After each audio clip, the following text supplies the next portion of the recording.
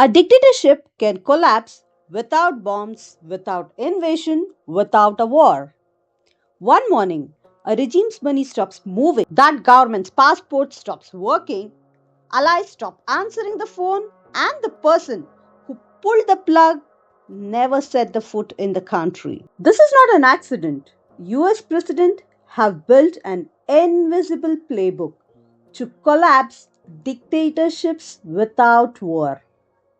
In this video, you will learn 5 concepts foreign policy insiders use every day. Recognition warfare, sanctions statecraft, legitimacy freeze, dual sovereignty, and timing power. As we go, keep a simple checklist in the mind. By the end, you will be able to look at almost any country and tell whether it's stable or quietly collapsing. Tool number 1: recognition warfare.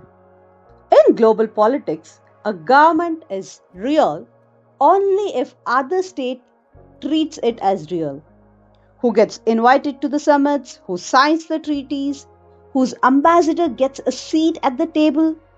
When the United States stops recognizing a ruler and backs a rival, an opposition leader, a parliament, an interim authority, it's not symbolic. It decides who gets loan, who signs oil contract, whose signature counts.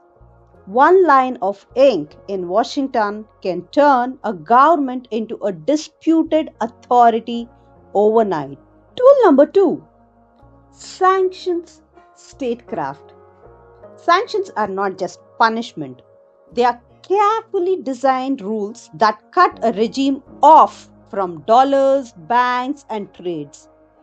Under the emergency power, like the International Emergency Economic Power Act, as US President can freeze assets, block transactions, and blacklist the entire networks. Done properly, sanctions do more than drain money. They create a legitimacy freeze. Banks won't touch you, insurers walk away, even friendly countries hesitate out of fear of the secondary sanction. Tool number 3: dual sovereignty. This is when two centers of power both claim to be the government of the same country. One controls the buildings and the guns, the other controls recognition, sanction relief, and access to the future.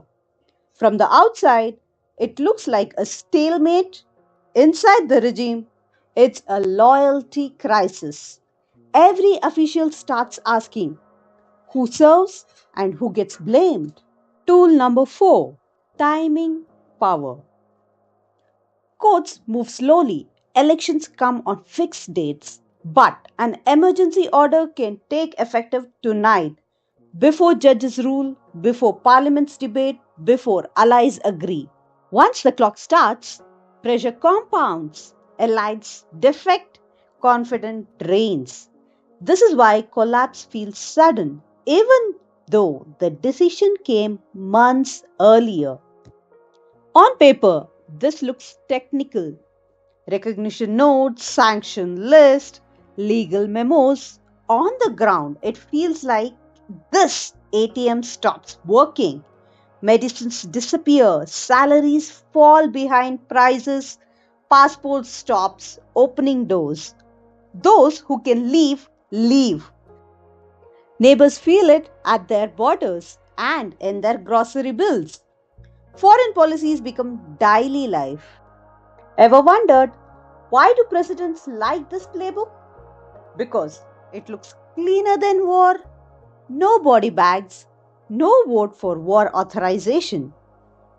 They can say, we are enforcing the law, we are targeting corruption, we are responding to an emergency. But the result is the same. A country's future gets rewritten quietly. Dictatorships rarely fall in one explosion. They collapse when recognition, money, and time turns against them. Now you have the vocabulary: recognition warfare, sanctions statecraft, legitimacy freeze, dual sovereignty, timing, power. Next time a crisis breaks, run the checklist. If you want to understand politics the way power actually works, subscribe to Study World Politics. Comment with the term that changed how you read political news.